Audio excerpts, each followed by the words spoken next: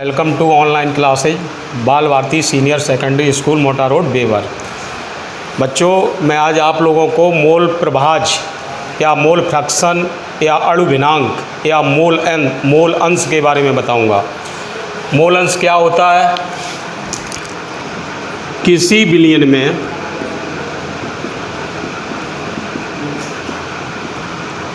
उपस्थित विलेय के मोलों की संख्या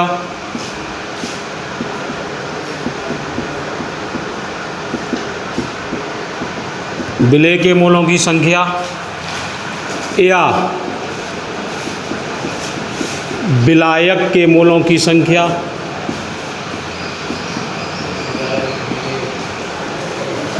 संख्या तथा विलयन में उपस्थित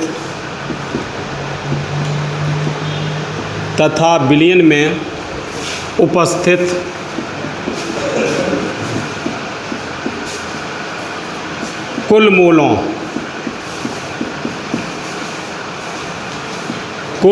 की संख्या को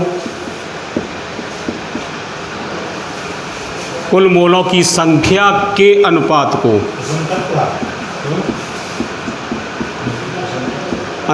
को मोल प्रभाज कहते हैं। मोल प्रभाज कहते हैं।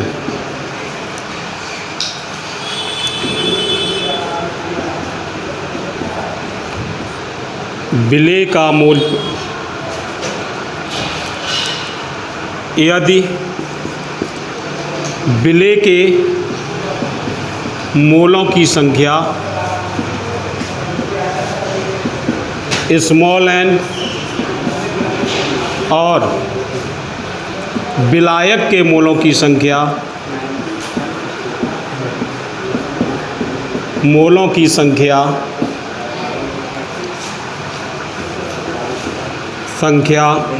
कैपिटल N हो तो किसी विलयन में उपस्थित विलेय के मोलों की संख्या या विलायक के मोलों की संख्या तथा विलयन में उपस्थित कुल मोलों की संख्या के अनुपात को मोल प्रभाज कहते हैं। इसे मोल प्रभाज भी बोला जाता है, अणु भिन्नांक भी बोला जाता है या मोल अंश भी बोला जाता है। यदि आपसे विलेय का मोल प्रभाज पूछा जाए,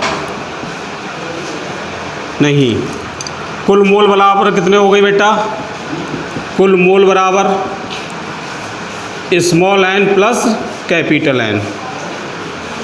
विलेय का मोल प्रभाज बराबर क्या हो जाएगा?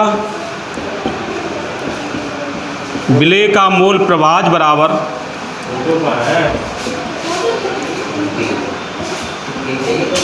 विलेय के मोल बटे कुल मोल। विलेय के मोल बटे कुल मोल, यानी कि विलेय के मोल दिए हैं हमें स्मॉल n और कुल मोल दिए हैं small n plus capital N। विलायक का मोल प्रभाज बराबर विलायक का मोल प्रभाज बराबर विलायक के मोल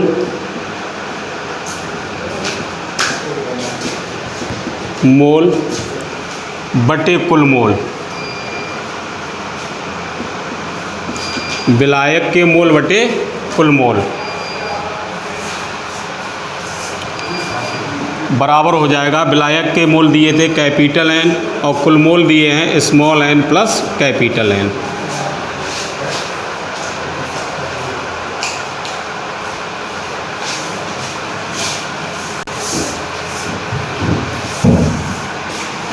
एक क्वेश्चन है भैया, यदि 92 ग्राम एथिल एल्कोहल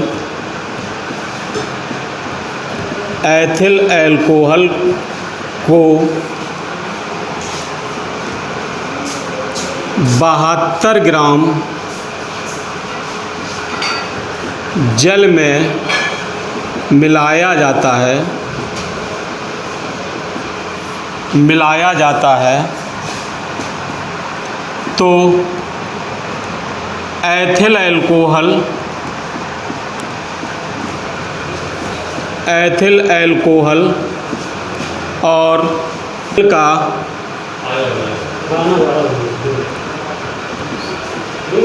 मोल प्रवाह क्या होगा, क्या होगा। चलो तो बेटा देखो, इसमें भार दिया है, मोलों की संख्या बराबर होता है, मोलों की संख्या बराबर होता है भार बटे अड़भार। यहाँ पे एथिल अल्कोहल है, एथिल अल्कोहल का सूत्र होता है C2H5OH का अड़भार हो जाएगा कार्बन का 12 गुणित 2, हाइड्रोजन का 1 गुणित 5, ऑक्सीजन का 16, हाइड्रोजन का 1 बराबर हो जाएगा ये 46। जल का H2O का अड़भार, H2O का अड़भार हो जाएगा जाके H का 1 गुणित 2, ऑक्सीजन का 16 बराबर 18। एथिल अल्कोहल के मोल कितने हो जाएंगे, एथिल अल्कोहल के मोल बराबर हो जाएंगे भार बट्टी अड़भार। भार दिया है कितना 92 ग्राम, अड़भार इसका निकाल के आया था 46, आ गया 2 मोल। H2O का, H2O के मोल कितने हो जाएंगे भैया, H2O का भार आया है कितना 72 ग्राम दिया है और अड़भार है 18, तो ये आ जाएगा आपका 4 मोल। विलयन में कुल मोल कितने हो गए, कुल मोल हो गए 2 और 4 6 मोल। अब देखिएगा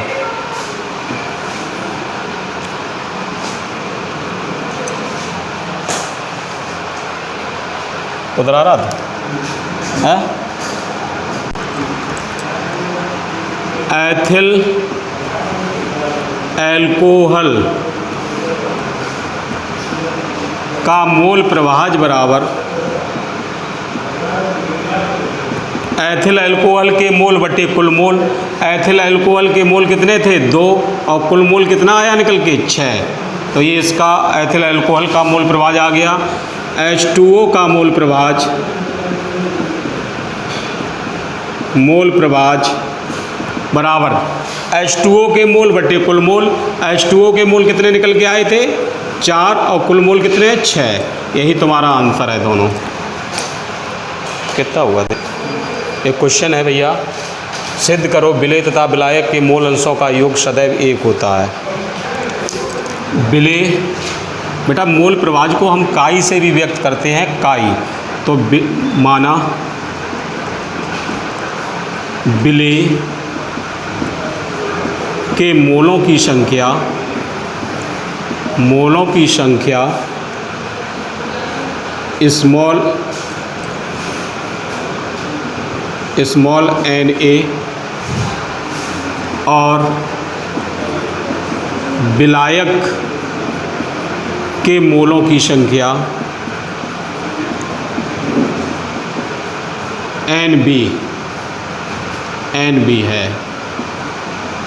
तो यहाँ पर Na कैपिटल ही मानो, Na और Nb है, तो कुल मोल कितने हो जाएंगे भैया, कुल मोल हो जाएंगे Na प्लस Nb। मोल प्रवाह हमें पता है, विलेय का मोल प्रवाह, विलेय का मोल प्रवाह बराबर हो जाएगा क्या, विलेय के मोल बटे कुल मोल। विलेय के मोल कितने दिए हैं Na, तो क्या हो जाएगा Na प्लस Nb। उसी प्रकार विलायक का मोल प्रवाह, विलायक का मोल प्रवाह हो जाएगा, विलायक का मोल प्रवाह बराबर हो जाएगा कितना दिया Nb बटे Na प्लस Nb। हमने यहाँ पूछा है कि सिद्ध करो विलेय तथा विलायक के मोल अंशों का योग, मोल प्रवाहों का योग एक होता है। तो देखिए विलेय का मोल प्रवाह प्लस विलायक का मूल प्रभाज बराबर क्या हो जाएगा, Na plus Nb plus Na plus Nb। इसका अगर लासा लेंगे तो ये आ जाएगा NaNb। एक बार जाएगा, यहाँ पर आ गया Na, यहाँ पर भी आ गया, प्लस एक ही बार जाएगा, आ गया Nb। तो ये बराबर करके आ जाएगा Na प्लस Nb बटे Na प्लस Nb। ये आपस में कट गया, एक बार जाएगा तो आ गया 1। तो हमें यही सिद्ध करना था। विलेय और विलायक के मूल प्रभाजों का जो योग होता है, मूल अंशों का जो योग होता है